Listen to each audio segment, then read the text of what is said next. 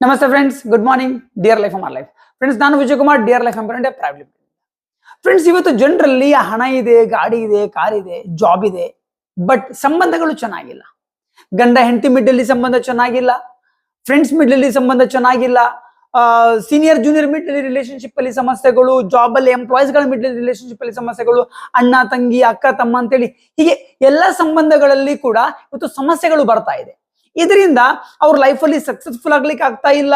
ಇವನ್ ಡಿಪ್ರೆಷನ್ಸ್ಗಳು, ಟೆನ್ಷನ್ಸ್ಗಳು, ಡಿವೋರ್ಸ್ಗಳು ತುಂಬಾನೇ ಆಗ್ತಾ ಇದೆ.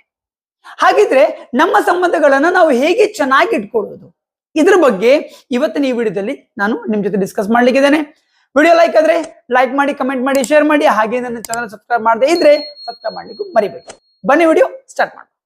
ಫ್ರೆಂಡ್ಸ್, ಸಂಬಂಧಗಳು ಚೆನ್ನಾಗಿರ್ಬೇಕು, ರಿಲೇಶನ್ಶಿಪ್ ಚೆನ್ನಾಗಿರ್ಬೇಕಂತ ಹೇಳಿದ್ರೆ ನಾವು ನೋಡುವ ದೃಷ್ಟಿಯನ್ನ ಬದಲಾಯಿಸ್ಕೊಳ್ಬೇಕು. ಕಾಮಾಲೆ ಕಣ್ಣಿಗೆ ಕಾಣುವುದೆಲ್ಲ ಹಳದಿ ಅಂತ ಹೇಳಿದಾಗೆ ನಾವು ಕೆಟ್ಟದನ್ನ ನೋಡ್ಲಿಕ್ಕೆ ಹೋದ್ರೆ ಎಲ್ಲದರಲ್ಲೂ ಕೂಡ ಕೆಟ್ಟದೇ ಸಿಗುತ್ತೆ. ಎಷ್ಟೇ ಒಳ್ಳೆಯವನಾಗಿರ್ಲಿ ಅವರ ಒಳಗಡೆ ಕೂಡ ಕೆಟ್ಟ ಸಿಗುತ್ತೆ, ನೀವು ಕೆಟ್ಟದನ್ನೇ ನೋಡ್ಲಿಕ್ಕೆ ಹೋದ್ರೆ. ಅದಕ್ಕೆ ನಾವು ನೋಡುವ ದೃಷ್ಟಿಯ ಮೇಲೆ ಡಿಪೆಂಡ್ ಆಗಿರುತ್ತೆ ಎಲ್ಲವೂ ಕೂಡ. ಹಾಗಾದ್ರೆ ನಮ್ಮ ದೃಷ್ಟಿಯನ್ನ ಹೇಗೆ ನಾವು ಬದಲಾಯಿಸ್ಕೊಳ್ಳುವುದು? ನಾನು ರೀಸೆಂಟ್ ಒಂದು ಬುಕ್ ಓದ್ತಾ ಇದ್ದೆ, ಗೌರ್ ಗೋಪಾಲ್ ದತ್ ಸರ್ದು ಲೈಫ್ಸ್ ಅಮೇಜಿಂಗ್ ಸೀಕ್ರೆಟ್ ಅಂತ. ಆ ಬುಕ್ ಅಲ್ಲಿ ಒಂದು ಒಳ್ಳೆ ಟಾಪಿಕ್ ಕೊಟ್ಟಿದ್ರು, ಅದನ್ನ ನಿಮ್ ಜೊತೆಲಿ ಶೇರ್ ಮಾಡ್ಬೇಕಂತ ಅನಿಸಿತು. ಬನ್ನಿ ಶೇರ್ ಮಾಡ್ತೇನೆ, ಇದು ನಿಮ್ಗೆ ತುಂಬಾ ಹೆಲ್ಪ್ ಆಗುತ್ತೆ.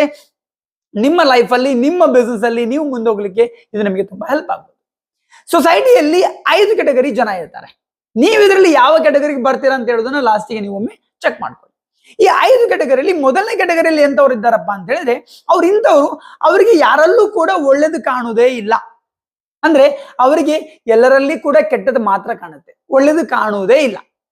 ನೀವು ಅವ್ರ ಹತ್ರ ಯಾರ್ದೋ ಒಬ್ಬರ ಬಗ್ಗೆ ಒಳ್ಳೇದು ಮಾತಾಡ್ಲಿಕ್ಕೆ ಹೋದ್ರು, ಒಳ್ಳೇದು ಹೇಳಲಿಕ್ಕೆ ಹೋದ್ರು ಕೂಡ ಅವ್ರದನ್ನ ಬಿಲೀವ್ ಕೂಡ ಮಾಡುವುದಿಲ್ಲ. ಅವ್ರು ಎಂತವ್ರಪ್ಪ ಅಂತ ಹೇಳಿದ್ರೆ, ಮುಖದಲ್ಲಿ ಒಂದು ಸ್ವಲ್ಪ ಕೆಸರು ಮೆತ್ಕೊಂಡಿತ್ತು ಅಂತ ಹೇಳಿದ್ರೆ ಇಡೀ ದೇಹವಿಡೀ ಕೆಸರೇ ಇದೆ ಅಂತ ಹೇಳುವಂತ ವ್ಯಕ್ತಿಗಳಾಗಿರ್ತಾರೆ. ಒಂದು ಚಿಕ್ಕ ಸ್ಟೋರಿ ಮುಖಾಂತರ ನಿಮಗೆ ಹೇಳುವುದಾದ್ರೆ, ಗಂಡ ಹೆಂಡತಿ ಒಂದು ಮನೇಲಿ ಇದ್ರು. ಅವ್ರ ಪಕ್ಕದ ಮನೇಲಿ ಒಂದು ಹೆಂಗಸಿದ್ಲು. ಆ ಹೆಂಗಸನ ಕಂಡ್ರೆ ಈ ಹೆಂಡತಿಗೆ ಆಗ್ತಿರ್ಲಿಲ್ಲ. ಅವ್ಳು ಡೈಲಿ ಬಟ್ಟೆ ವಾಶ್ ಮಾಡಿ ಬಂದು ಒಣಗಿಸ್ತಾ ಇದ್ದಾಗ ಹೆಂಡತಿ ಗಂಡನ ಹತ್ರ ಕಮೆಂಟ್ ಹೊಡಿತಿದ್ಲು, ನೋಡ್ರಿ ಅವಳು ವಾಶ್ ಮಾಡಿದ ಬಟ್ಟೆ ಚೆನ್ನಾಗಿಲ್ಲ, ಅದರಲ್ಲಿ ಧೂಳು ಹಾಗೆ ಇದೆ, ಬಟ್ಟೆ ವಾಶ್ ಮಾಡ್ಲಿಕ್ಕೆ ಬರಲ್ಲ ಅವಳಿಗೆ, ಅವಳು ಅಮ್ಮನ ಮನೆಗೆ ಹೋಗಿ ಸರಿಗೆ ಬಟ್ಟೆ ವಾಶ್ ಮಾಡೋದನ್ನ ಕಲ್ತ್ಕೊಂಡ್ ಬರ್ಬೇಕು ಅವಳು, ಹೀಗೆಲ್ಲ ಕಮೆಂಟ್ ಮಾಡ್ತಾ ಇರ್ತಿದ್ಲು. ಗಂಡ ಅದನ್ನ ಕೇಳ್ತಿದ್ದ, ಏನು ಹೇಳ್ತಿಲ್ಲ, ಸುಮ್ಮನೆ ಇರ್ತಿದ್ದ. ಸ್ವಲ್ಪ ದಿನಗಳ ನಂತರ ಒಂದಿನ ಬೆಳಿಗ್ಗೆ ಎದ್ದಿಬ್ರು ಟೀ ಕುಡಿತಾ ಅವಳು ಕಿಟಕಿಯಿಂದ ಹೊರಗಡೆ ನೋಡಿದ್ಲು. ಹೆಂಗಸು ಬಟ್ಟೆ ವಾಶ್ ಮಾಡಿ ಒಣಗಿಸ್ಲಿಕ್ಕೆ ಆಗ್ತಾ ಇದ್ದಾಳೆ, ಬಟ್ಟೆಗಳೆಲ್ಲ ಕ್ಲೀನ್ ಆಗಿದೆ. ಹೆಂಡತಿ ಹೇಳ್ತಾಳೆ, ಓ ಏನಂದ್ರೆ ಅಲ್ಲಿ ನೋಡಿ ಎಷ್ಟು ಚೆನ್ನಾಗಿ ಬಟ್ಟೆ ಕ್ಲೀನ್ ಆಗಿದೆ, ಖಂಡಿತ ಇದನ್ನ ಅವಳು ವಾಶ್ ಮಾಡಿರ್ಲಿಕ್ಕಿಲ್ಲ, ಬೇರೆ ಯಾರ ವಾಶ್ ಮಾಡಿ ಕೊಟ್ಟಿದಾರ ಅವಳಿಗೆ ಅಷ್ಟೇ ಅಂತ ಹೇಳುವಾಗ ಗಂಡ ಹೇಳ್ತಾನೆ, ಸ್ವೀಟ್ ಆರ್ಟ್, ಇವತ್ತು ಬೆಳಿಗ್ಗೆ ಬೇಗ ಎದ್ದು ನಮ್ಮ ಕಿಟಕಿಯದ್ದು ಬಾಗಿಲು ಏನಿತ್ತಲ್ವಾ, ಕಿಟಕಿಯದು ಆ ಗ್ಲಾಸ್ ಏನಿತ್ತು ಅದನ್ನ ಕಂಪ್ಲೀಟ್ ಆಗಿ ನಾನು ಕ್ಲೀನ್ ಮಾಡಿದ್ದೇನೆ, ಅದರಿಂದ ನನಗೆ ಕ್ಲೀನ್ ಆಗಿ ಕಾಣ್ತಾ ಇದೆ. ಅಂದ್ರೆ ಡೈಲಿ ಕೂಡ ಅವಳು ಬಟ್ಟೆ ಏನು ವಾಶ್ ಮಾಡ್ತಿದ್ಲು ಅದು ಕ್ಲೀನ್ ಆಗೇ ಇತ್ತು, ಬಟ್ ಯಾವ ಕಿಟಕಿಯಿಂದ ನೀನ್ ನೋಡ್ತಿದ್ಯಾ ಆ ಕಿಟಕಿಯ ಗ್ಲಾಸ್ ಅಲ್ಲಿ ಧೂಳು ಅಂದ್ಕೊಂಡಿತ್ತು, ಅದರಿಂದ ನಿನಗೆ ಅವರು ವಾಶ್ ಮಾಡಿದ ಬಟ್ಟೆಯಲ್ಲಿ ಆ ಧೂಳು ನಿಂಗೆ ನೋಡ್ಲಿಕ್ಕೆ ಸಿಕ್ತಿತ್ತು ಅಷ್ಟೇ ಅಂತ. ಫ್ರೆಂಡ್ಸ್, ಇದೇ ಮಿಸ್ಟೇಕ್ಸ್ ನಾವು ತುಂಬಾ ಸಲ ಮಾಡಿಬಿಡ್ತೇವೆ. ನಾವು ನೋಡುವ ದೃಷ್ಟಿಯಲ್ಲಿ ಸಮಸ್ಯೆ ಇರುತ್ತೆ. ನಾವು ಕೆಟ್ಟದ್ದು ಮಾತ್ರ ನೋಡ್ತೇವೆ, ಕೆಟ್ಟದ ದೃಷ್ಟಿಯಲ್ಲಿ ನಾವು ನೋಡ್ತೇವೆ, ಅದಕ್ಕೆ ನಮ್ಗೆ ಕೆಟ್ಟದ್ದು ಮಾತ್ರ ನೋಡ್ಲಿಕ್ಕೆ ಸಿಗುತ್ತೆ. ಸೊ ಇದೊಂದು ಕೆಟಗರಿಯವರಾಗಿದ್ರೆ, ನೆಕ್ಸ್ಟ್ ಇನ್ನೊಂದು ಕೆಟಗರಿ ವ್ಯಕ್ತಿಗಳು, ಸೆಕೆಂಡ್ ಕೆಟಗರಿ ಇರ್ತಾರೆ. ಅವ್ರೆಂತವ್ರಪ್ಪ ಅಂತ ಹೇಳಿದ್ರೆ, ಅವರು ಎಲ್ಲರಲ್ಲಿ ಕೂಡ ಒಳ್ಳೆದನ್ನು ನೋಡ್ತಾರೆ, ಕೆಟ್ಟದನ್ನು ನೋಡ್ತಾರೆ, ಆದ್ರೆ ಒಳ್ಳೆದನ್ನ ನೆಗ್ಲೆಕ್ಟ್ ಮಾಡ್ತಾರೆ, ಕೆಟ್ಟದಕ್ಕೆ ಮಾತ್ರ ಫೋಕಸ್ ಮಾಡ್ತಾರೆ. ಅವರಿಗೆ ಒಳ್ಳೇದು ಅವನ ಈ ಒಳ್ಳೆತನಗಳಿದೆ ಅಂತ ಗೊತ್ತಿರುತ್ತೆ, ಬಟ್ ಆದ್ರೂ ಅದನ್ನ ಅವರು ರಿಸೀವ್ ಮಾಡಲ್ಲ, ಅದನ್ನ ನೆಗ್ಲೆಕ್ಟ್ ಮಾಡ್ತಾರೆ. ಬದಲಾಗಿ ಏನ್ ಕೆಟ್ಟದಿತ್ತಲ್ವಾ ಅದಕ್ಕೆ ಜಾಸ್ತಿ ಫೋಕಸ್ ಮಾಡ್ತಾರೆ. ರೀಸೆಂಟ್ಲಿ ಇಂಟರ್ನೆಟ್ ಅಲ್ಲಿ ಒಂದು ವಿಡಿಯೋ ತುಂಬಾ ವೈರಲ್ ಆಗಿತ್ತು. ಒಂದು ನಾಯಿ ಶಾಪಿಂಗ್ ಮಾಡ್ಲಿಕ್ಕೆ ಹೋಗಿತ್ತು. ಒಬ್ಬ ವ್ಯಕ್ತಿ ಶಾಪಿಂಗ್ ಮಾಡ್ಲಿಕ್ಕೆ ಅಂತ ಶಾಪಿಂಗ್ ಮಾರ್ಕೆಟಿಗೆ ಹೋದ, ಟ್ರಾಲಿ ತಗೊಂಡು. ಅಲ್ಲಿ ಅವನ ಪಕ್ಕದಲ್ಲಿ ಒಂದು ನಾಯಿ ಕೂಡ ಶಾಪಿಂಗ್ ಮಾಡ್ತಾ ಇದೆ. ಲೀಸ್ಟ್ ಅಲ್ಲಿ ಇದ್ದ ಅಂದ್ರೆ ಏನೆಲ್ಲ ಬೇಕಿತ್ತು ಅದೆಲ್ಲವನ್ನು ತಗೊಳ್ತಾ ಇದೆ, ಬಿಸ್ಕಿಟ್ ಅದು ಇದಂತೆಲ್ಲ ತಗೊಳ್ತಾ ಕ್ಯಾಶ್ ಕೌಂಟ್ರಿಗೆ ಬಂತು. ಅಮೌಂಟ್ ಕೊಟ್ಟಿದ್ದು, ಚೇಂಜ್ ಕೊಟ್ಟ. ಚೇಂಜ್ ಕೊಡುವಾಗ ಅವನು 100 ರೂಪೀಸ್ ಕಮ್ಮಿ ಕೊಟ್ಟ. ಬೊಗಳಿತ ಅವನಿಗೆ, ಅವನು ಕಚಲಿಗೆ ಹೋಯ್ತು. ಅವನಿಗೆ ಸರಿಯಾದ ಚೇಂಜ್ ಕೊಟ್ಟ ನಂತರ ತಗೊಂಡೋಯ್ತು. ಇವನು ನೋಡ್ತಾನೆ, ಶಾಕ್ ಆಯ್ತು ಇವನಿಗೆ, ಇದೇನಪ್ಪ ನಾಯಿ ಶಾಪಿಂಗ್ ಮಾಡ್ತಿದ್ಯಲ್ಲ, ಇದು ಯಾರ್ದಿರ್ಬೋದು ನಾಯಿ ನೋಡುವ ಅಂತೇಳಿ ಸೀದದ್ರಿಂದ ಹೋಗ್ತಾನೆ. ಸೀದಾ ಪಕ್ಕದ ಅಪಾರ್ಟ್ಮೆಂಟ್ಗೆ ಹೋಗುತ್ತೆ. ಅಲ್ಲಿ 15ನೇ ಫ್ಲೋರಲ್ಲಿ ಮನೆ. ಈ ನಾಯಿ ಲಿಫ್ಟಿಗೆ ಹೋಯ್ತು. ಲಿಫ್ಟ್ ಅಲ್ಲಿ ಎಕ್ಸಾಕ್ಟ್ಲಿ 15ನೇ ನಂಬರ್ನ ಕೂಡ ಪ್ರೆಸ್ ಮಾಡಿತ್ತು. ಇವನು ಕ್ಯೂರಿಯಾಸಿಟಿಲಿ ಹೋದ ನೋಡುವ ಅಂತ. ಮನೆ ಬಂತು, ಅದರದ್ದು 15th ಫ್ಲೋರ್ ಅಲ್ಲಿ ಮನೆ ಮುಂದೆ ಹೋಗಿ ಐಟಮ್ಸ್ ಎಲ್ಲ ಇಟ್ಟಿತು, ಜೋರಾಗಿ ಬೊಗಳಿತು, ಡೋರ್ ಬಡ್ಲಿಕ್ಕೆ ಶುರು ಮಾಡಿತು. ಓನರ್ ಒಳಗಡೆಯಿಂದ ಸಿಟ್ಟಲ್ಲಿ ಬಂದು ನಾಯಿಗೆ 2 ಜೋರು ಬೈದ. ಯೂಸ್ಲೆಸ್ ನಾಯಿ ನೀನು, ಯಾವುದಕ್ಕೂ ನೀನು ಲಾಯಕ್ಕಿಲ್ಲ, ಏನ್ ಕೆಲಸ ಕೊಟ್ಟರು ಸರಿಗೆ ಮಾಡುವುದೇ ಇಲ್ಲ, ಅಟ್ಲೀಸ್ಟ್ ನಾನು ಹೇಳಿದನ್ನೆಲ್ಲ ಸರಿಗೆ ತಗೊಂಡ್ಬಂದಿದೆಯಲ್ಲ, ನಡಿ ಒಳಗೆ ಅಂತೇಳಿ ಡಮ್ ಅಂತ ಬಾಗಿಲಕ್ಕೆ ಬಿಡ್ತಾನೆ, ಒಳಗೆ ಹೋಗಿ ಬಿಡ್ತಾನೆ. ಇವನಿಗೆ ಶಾಕ್ ಆಯ್ತು, ಅಲ್ಲ ನಾಯಿ ಅಷ್ಟು ಚೆನ್ನಾಗಿ ಸ್ಮಾರ್ಟ್ ಆಗಿ ಎಲ್ಲವನ್ನೂ ತಗೊಂಡ್ಬಂದಿತ್ತು, ಇವ್ ನೋಡಿದ್ರೆ ಅದೇನಾಗಿ ಬೈತಿದ್ದಾನಲ್ಲ ಮಾರಾಯ, ಯಾಕಿರ್ಬೋದು ಅಂತೇಳಿ ನಾಕ್ ಮಾಡ್ತಾನೆ. ಅಗೇನ್ ಓನರ್ ಬರ್ತಾನೆ, ಏನು ಇವನು ಹೇಳ್ತಾನೆ, ಅಲ್ಲ ಸರ್ ಇಂಥ ನಾಯಿನ ನೋಡೇ ಇಲ್ಲ, ಎಷ್ಟು ಕ್ಲೆವರ್ ಆಗಿ ಎಲ್ಲವನ್ನು ಪ್ರಾಪರ್ಲಿ ಶಾಪಿಂಗ್ ಮಾಡಿತ್ತು, ಅವ್ನು ಚೇಂಜ್ ಕಮ್ಮಿ ಕೊಟ್ಟ, ಅದನ್ನು ಐಡೆಂಟಿಫೈ ಮಾಡಿ ಸರಿಯಾಗಿ ಎಕ್ಸಾಕ್ಟ್ಲಿ 15ನೇ ಫ್ಲೋರಿಗೆ ತಗೊಂಬಂದು ತಲುಪಿಸ್ ನಿಮ್ ಮನೆಗೆ. ಬಟ್ ನೀವು ಆ ನಾಯಿಗೆ ಯಾಕೆ ಬೈತಿದ್ದೀರಾ, ಅಪ್ರಿಶಿಯೇಟ್ ಮಾಡ್ಬೇಕಿತ್ತು ನೀವು. ಆಗ ಅವನು ಹೇಳ್ತಾನೆ, ಏನ್ ನಮ್ ನಾಯಿಗದೆಲ್ಲ ಕಾಮನ್ ರೀ, ಅದು ಡೈಲಿ ಮಾಡ್ತದೆ, ನಾವೆಲ್ಲ ಕಲ್ಸ್ಕೊಟ್ಟಿದ್ದೇವೆ ಅದಕ್ಕೆ. ಆದ್ರೆ ಸೆಕೆಂಡ್ ಟೈಮ್ ಅದು ಹೋಗುವಾಗ ಕೀ ತಗೊಂಡು ಹೋಗೋದು ಮರ್ತು ಬಿಟ್ಟಿದೆ ನೋಡಿ, ಬಂದಿಲ್ಲಿ ಬೊಗಳ್ತಾ ಇದೆ, ನಾನು ನಿದ್ದೆಯಿಂದ ಎದ್ದು ಬಂದು ಬಾಗಿಲು ಓಪನ್ ಮಾಡ್ಬೇಕಾಗಿ ಬಂತು, ಯೂಸ್ಲೆಸ್ ಫೆಲೋ ಅಂತ ಹೇಳ್ಕೊಂಡು ಹೋಗಿಬಿಟ್ಟಿದ್ದೆ, ಒಳಗಡೆ ಹೋಗಿಬಿಟ್ಟನಂತೆ. ಇವನಿಗೆ ಶಾಕ್ ಆಯ್ತು, ಅಲ್ಲ ಆ ನಾಯಿಯದು ಎಷ್ಟು ಒಳ್ಳೆತನವಿದೆ ಅದನ್ನ ನೋಡ್ತಿಲ್ಲ, ಅದನ್ನ ನೆಗ್ಲೆಕ್ಟ್ ಮಾಡಿದೆ, ಅದು ಕಾಮನ್. ಯಾವ್ದನ್ನ ಅವ್ನು ಫೋಕಸ್ ಮಾಡ್ತಿದ್ದಾನೆ, ಆ ಒಂದು ಮಿಸ್ಟೇಕ್ ಏನಾಯ್ತು ಅದನ್ನ ಫೋಕಸ್ ಮಾಡ್ತಿದ್ದಾನೆ. ನಾವು ಸಮಟೈಮ್ಸ್ ಅಲ್ಲಿ ಈ ರೀತಿ ಮಾಡಿಬಿಡ್ತೇವೆ. ನಮ್ಮ ಫ್ರೆಂಡ್ಸ್, ರಿಲೇಟಿವ್ಸ್, ಸೀನಿಯರ್ಸ್ ಯಾರು ನಮ್ಗೆ ತುಂಬಾ ಒಳ್ಳೇದು ಮಾಡಿರ್ತಾರೆ, ಬಟ್ ಯಾವ್ದೊಂದು ಚಿಕ್ಕ ಪುಟ್ಟ ಮಿಸ್ಟೇಕ್ಸ್ ಅನ್ನು ಇಟ್ಕೊಂಡು ಅದಕ್ಕೋಸ್ಕರ ಅವ್ರ ಜೊತೆ ಮಾತಾಡಲ್ಲ, ಅದಕ್ಕೋಸ್ಕರ ಅವ್ರನ್ನ ತಪ್ಪಾಗಿ ನಾವು ಜಡ್ಜ್ ಮಾಡಿ ಬಿಡ್ತೇವೆ, ಅವ್ರ ಜೊತೆ ರಿಲೇಶನ್ಶಿಪ್ ಹಾಳು ಮಾಡ್ಕೊಂಡ್ ಬಿಡ್ತೇವೆ. ಸೊ ಇದು ಸೆಕೆಂಡ್ ಕ್ಯಾಟಗರಿಯದ್ದು ವ್ಯಕ್ತಿಗಳಾದ್ರೆ, ಇನ್ನು 3ನೇ ಕ್ಯಾಟಗರಿ ಅವ್ರೆಂತವ್ರಪ್ಪ ಅಂತ ಹೇಳಿದ್ರೆ, ಅವರು ಎಲ್ಲರಲ್ಲಿ ಕೂಡ ಒಳ್ಳೆದು ನೋಡ್ತಾರೆ, ಕೆಟ್ಟದ್ದು ನೋಡ್ತಾರೆ, ಆದ್ರೆ ನ್ಯೂಟ್ರಲ್ ಆಗಿ ಬಿಡ್ತಾರೆ. ಒಳ್ಳೆದಕ್ಕೆ ಸಪೋರ್ಟ್ ಮಾಡುವವರಲ್ಲ, ಅಥವಾ ಕೆಟ್ಟದಕ್ಕೆ ತಪ್ಪಾಗಿ ಮಾತಾಡೋರು ಅಲ್ಲ, ಅವ್ರು ನ್ಯೂಟ್ರಲ್ ಆಗಿ ಬಿಡ್ತಾರೆ. ಇಂಥವ್ರು ತುಂಬಾ ಕಮ್ಮಿ ಇರ್ತಾರೆ. ಇಂಥವ್ರು ಯಾರ ಜೊತೆ ಜಾಸ್ತಿ ಬೆರೆಯುವುದಿಲ್ಲ, ಅವ್ರು ಯಾವತ್ತೂ ಸ್ವಲ್ಪ ದೂರವೇ ಇರ್ತಾರೆ, ಎಲೋನ್ ಆಗಿ ಜಾಸ್ತಿ ಇರ್ತಾರೆ. ಅದರಿಂದ ಇಂಥವ್ರು ತುಂಬಾ ತುಂಬಾ ಕಮ್ಮಿ ಇರ್ತಾರೆ. ಈಗ 4ನೇ ಕ್ಯಾಟಗರಿ ಅದ್ಯಾವುದಪ್ಪ ಅಂತ ಹೇಳಿದ್ರೆ, ಇವರು ಪ್ರತಿಯೊಬ್ಬ ವ್ಯಕ್ತಿಯಲ್ಲೂ ಕೂಡ ಇರುವ ಒಳ್ಳೆದನ್ನು ನೋಡ್ತಾರೆ, ಕೆಟ್ಟದನ್ನು ನೋಡ್ತಾರೆ, ಆದ್ರೆ ಬುದ್ಧಿಯಿಂದ ಇರುವ ಕೆಟ್ಟದನ್ನ ನೆಗ್ಲೆಕ್ಟ್ ಮಾಡಿ, ನೆಗೆಟಿವ್ಸ್ ಅನ್ನ ನೆಗ್ಲೆಕ್ಟ್ ಮಾಡಿ ಅವರು ಪಾಸಿಟಿವ್ಸ್ ಅನ್ನ ಮಾತ್ರ ನೋಡ್ತಾರೆ.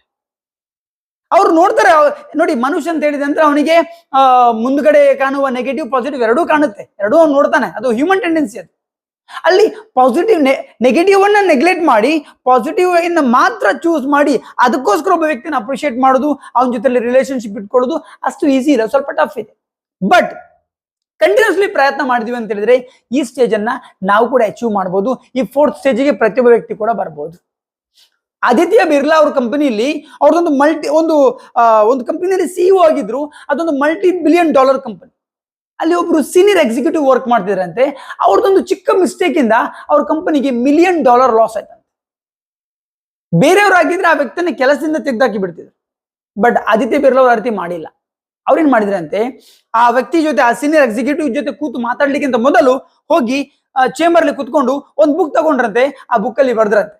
ಒಂದು ಕಡೆ ಅವ್ರು ಮಾಡಿದ ಒಂದು ಮಿಸ್ಟೇಕ್ ಏನ್ ಮಾಡಿದ್ರು ಅದನ್ನ ಬರ್ದ್ರಂತೆ, ಮತ್ತೊಂದು ಕಡೆ ಅವ್ರ ಹತ್ರ ಇರುವಂತ ಒಳ್ಳೆತನ ಏನೆಲ್ಲ ಇತ್ತಲ್ವಾ ಅದೆಲ್ಲ ಅವ್ರದ್ದು ಪಾಸಿಟಿವ್ಸ್ ಗಳನ್ನೆಲ್ಲ ನೋಟ್ ಮಾಡ್ಕೊಂಡಿದ್ದಾರಂತೆ. ಅವ್ರು ಬಂದಾಗ ಹೇಗಿದ್ರು, ಅವ್ರಿಗೆ ಕಂಪನಿಗೋಸ್ಕರ ಕಷ್ಟಪಟ್ಟಿದ್ದಾರೆ, ಈ ಕಂಪನಿ ಈ ಲೆವೆಲ್ಗೆ ಬರ್ಲಿಕ್ಕೆ ಇದೊಂದು $1 million ಕಂಪನಿ ಆಗ್ಲಿಕ್ಕೆ ಅವ್ರು ಎಷ್ಟೆಲ್ಲ ವರ್ಕ್ ಮಾಡಿದ್ದಾರೆ, ಅವ್ರದ್ದು ಕಾಂಟ್ರಿಬ್ಯೂಷನ್ ಏನೆಲ್ಲಿತ್ತು ಅದೆಲ್ಲ ಒಂದು ಲಿಸ್ಟ್ ಮಾಡಿದ್ರಂತೆ. ಅದಂತರ ನೋಡಿದ್ರಂತೆ, ಅಲ್ಲಿ ಅವ್ರದ್ದು ಪಾಸಿಟಿವ್ಸ್ ನ ಮುಂದೆ ಅವ್ರ ನೆಗೆಟಿವ್ ತುಂಬಾ ಚಿಕ್ಕದಾಗಿ ಕಂಡಿತಂತೆ, ಅದನ್ನ ನೆಗ್ಲೆಕ್ಟ್ ಮಾಡಿದ್ರು, ಪಾಸಿಟಿವ್ಸ್ ಅನ್ನ ಮಾತ್ರ ನೋಡಿದ್ರು, ಆ ವ್ಯಕ್ತಿಯನ್ನ ಕೆಲಸದಿಂದ ತೆಗೆದು ಹಾಕ್ಲಿಲ್ಲ, ಅವ್ರನ್ನ ಇಟ್ಕೊಂಡ್ರಂತೆ. ನೋಡಿ, this is the stage. So ಈ ರೀತಿ ಓನ್ಲಿ ನೆಗೆಟಿವ್ಸ್ ಅನ್ನ ನೆಗ್ಲೆಕ್ಟ್ ಮಾಡಿ ಪಾಸಿಟಿವ್ ಅನ್ನ ಮಾತ್ರ ನೋಡ್ತಾ ಹೋದ್ವಿ ಅಂತ ಹೇಳಿದ್ರೆ ನಾವು ಕೂಡ ಎಲ್ಲರ ಜೊತೆಯಲ್ಲಿ ಕೂಡ ರಿಲೇಶನ್ಶಿಪ್ ಅನ್ನ ಚೆನ್ನಾಗಿ ಇಟ್ಕೊಳ್ಬಹುದು, ಜೊತೆಯಲ್ಲಿ ಸರಿಯಾದ ಡಿಸಿಷನ್ ತಗೊಳ್ಳಿಕ್ಕೂ ಕೂಡ ಇದು ಹೆಲ್ಪ್ ಮಾಡುತ್ತೆ. ಇದು 4th ಕ್ಯಾಟಗರಿ. ಅಂಡ್ 5ನೇ ಕ್ಯಾಟಗರಿ ಒಂದಿದೆ, ಅದು ಯಾವ್ದಪ್ಪ ಅಂತ ಹೇಳಿದ್ರೆ, ಅವರಿಗೆ ಯಾರಲ್ಲಿ ಕೂಡ ಕೆಟ್ಟದ್ದು ಕಾಣುವುದೇ ಇಲ್ಲ, ಒಳ್ಳೇದು ಮಾತ್ರ ಕಾಣುತ್ತೆ. ಒಂದು ಸ್ವಲ್ಪ ಒಳ್ಳೆತನ ಇದ್ರೂ ಕೂಡ ಸಾಕು, ಅದನ್ನೇ ದೊಡ್ಡದಾಗಿ ನೋಡುವಂತ ವ್ಯಕ್ತಿಗಳು ಇವರು 5ನೇ ಕ್ಯಾಟಗರಿ ಅವರು. ಇದು ಎಲ್ಲರಿಂದ ಸಾಧ್ಯವಿಲ್ಲ, ಭಗವಂತನಿಂದ ಸಾಧ್ಯವಿರಬಹುದು, ಅದು ಬಿಟ್ರೆ ಯಾರೆಲ್ಲ ಸ್ಪಿರಿಚುವಾಲಿಟಿಯಲ್ಲಿ ಕನೆಕ್ಟೆಡ್ ಇದ್ದಾರೆ ಗುರುಗಳು, ಅವರಿಂದ ಸಾಧ್ಯವಿರ್ಬೋದು, ಬಿಟ್ರೆ ನಾರ್ಮಲ್ ವ್ಯಕ್ತಿಗಳಿಂದ ಇದು ಅಷ್ಟು ಈಸಿಯಾಗಿ ಸಾಧ್ಯವಿಲ್ಲ ಈ ಕ್ಯಾಟಗರಿಗೆ ಹೋಗುವುದಂತ ನಾನು ಹೇಳ್ಬೋದು. ಆದ್ರೆ 4th ಕ್ಯಾಟಗರಿಯನ್ನ ನಾನು ನೀವು ಎಲ್ಲರೂ ಅಚೀವ್ ಮಾಡಬಹುದು. ನೀವೀಗ ನೋಡಿ ಇದರಲ್ಲಿ ನೀವು ಯಾವ ಕ್ಯಾಟಗರಿ ಅವರು ಅಂತ, ಅದರ ನಂತರ ನೀವು ಟ್ರೈ ಮಾಡಿ 4ನೇ ಕ್ಯಾಟಗರಿಯ ವ್ಯಕ್ತಿ ಆಗ್ಲಿಕ್ಕೆ. ನಿಮ್ಮ ರಿಲೇಶನ್ಶಿಪ್ ಯಾರ ಜೊತೆಲೂ ಕೂಡ ಹಾಳಾಗುವುದಿಲ್ಲ. ಯಾರ ಜೊತೆಲೂ ಕೂಡ ನಿಮ್ಮ ಸಂಬಂಧಗಳು ಹಾಳಾಗುವುದಿಲ್ಲ ನೀವು 4ನೇ ಕ್ಯಾಟಗರಿಗೆ ಬಂದ್ರೆ. ಅಂದ್ರೆ ಎಲ್ಲರಲ್ಲಿ ಕೂಡ ಏನ್ ನೆಗೆಟಿವ್ಸ್ಗಳು, ಪಾಸಿಟಿವ್ ನೆಗೆಟಿವ್ ಎಲ್ಲರಲ್ಲೂ ಇರುತ್ತೆ. ಅವರಲ್ಲಿರುವ ನೆಗೆಟಿವ್ ಅನ್ನ ನೆಗ್ಲೆಕ್ಟ್ ಮಾಡಿ ಪಾಸಿಟಿವ್ಸ್ ಅನ್ನ ಮಾತ್ರ ಫೋಕಸ್ ಮಾಡಿ. ಆವಾಗ ನೋಡಿ ನಿಮ್ದು ರಿಲೇಶನ್ಶಿಪ್ ಎಲ್ಲರ ಜೊತೆ ಚೆನ್ನಾಗಿರುತ್ತೆ. ನಿಮ್ಮ ಜಾಬ್ ಅಲ್ಲಿ ನೀವಿದ್ದೀರಾ, ಜಾಬ್ ಅಲ್ಲಿ ನೀವು ಚೆನ್ನಾಗಿ ಸಕ್ಸಸ್ಫುಲ್ ಆಗ್ಬೋದು. ಬಿಸ್ನೆಸ್ ಅಲ್ಲಿ ಇದ್ದೀರಾ, ಬಿಸ್ನೆಸ್ ಅಲ್ಲಿ ನೀವು ತುಂಬಾ ಬೆಳಿಬಹುದು. ಇವನ್ ನಿಮ್ಮ ಫ್ಯಾಮಿಲಿಯಲ್ಲಿ ಆಗಿರ್ಬೋದು, ಗಂಡ ಹೆಂಡತಿ ಆಗಿರ್ಬೋದು, ಅಣ್ಣ ತಮ್ಮ, ಅಕ್ಕ ತಂಗಿ ಆಗಿರ್ಬೋದು, ಎಲ್ಲೂ ಕೂಡ ರಿಲೇಶನ್ಶಿಪ್ ಹಾಳಾಗುವುದಿಲ್ಲ.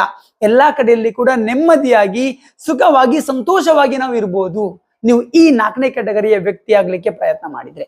ಅಷ್ಟು ಈಸಿ ಇಲ್ಲ, ಬಟ್ ಕಂಟಿನ್ಯೂಸ್ ಆಗಿ ಪ್ರಯತ್ನ ಮಾಡಿದ್ವಿ ಅಂತ ಹೇಳಿದ್ರೆ ಡೆಫಿನೆಟ್ಲಿ ನಾವು ಇದನ್ನ ಅಚೀವ್ ಮಾಡ್ಬೋದು. ಫ್ರೆಂಡ್ಸ್ ನೋಡಿ, 4 ದಿನದ ಜೀವನ ಇದು.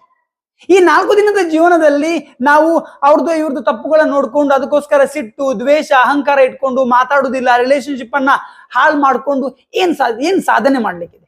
ನಾವು ಹೋಗುವಾಗ ಏನೂ ತಗೊಂಡು ಹೋಗ್ಲಿಕ್ಕಿಲ್ಲ.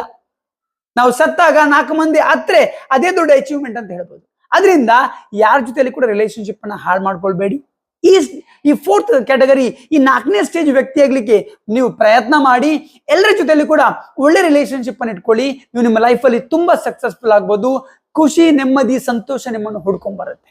ಸೊ ಐ ಹೋಪ್ ನೀವು ಇದನ್ನ ಫಾಲೋ ಮಾಡ್ತೀರಿ ಅಂತ ಅನ್ಕೊಳ್ತಿದ್ದೇನೆ. Thank you very much. Video last ತನಕ ನೋಡೋದಕ್ಕೋಸ್ಕರ. ವಿಡಿಯೋ ಲೈಕ್ ಆದ್ರೆ ಲೈಕ್ ಮಾಡಿ, ಕಮೆಂಟ್ ಮಾಡಿ, ಶೇರ್ ಮಾಡಿ. ಹಾಗೇನೆ ನಿಮ್ಮ ಫ್ರೆಂಡ್ಸ್, ನಿಮ್ಮ ಫ್ಯಾಮಿಲಿ, ರಿಲೇಷನ್ಸ್ ಯಾರ ಜೊತೆ ನೀವು ಒಳ್ಳೆ ರಿಲೇಶನ್ಶಿಪ್ ಇಟ್ಕೊಳ್ಬೇಕಂತಿದ್ದೀರಿ ಎಲ್ರಿಗೂ ವಿಡಿಯೋ ಸೆಂಡ್ ಮಾಡಿ. ಅಂಡ್ ನೀವು ಯಾರನ್ನಲ್ಲಿ ಇಷ್ಟಪಡ್ತೀರಿ ಅವ್ರೆಲ್ರಿಗೂ ಕೂಡ ಈ ವಿಡಿಯೋ ಸೆಂಡ್ ಮಾಡ್ಲಿಕ್ಕೂ ಕೂಡ ಮರಿಬೇಡಿ. Thank you very much. ಸಿಗುವ ಮತ್ತೊಂದು ಅದ್ಭುತ ವಿಡಿಯೋದ ಜೊತೆಗೆ. ಅಲ್ಲಿ ತನಕ tata, bye bye. Dear life ಹಮಾರೆ ಲೈಫ್.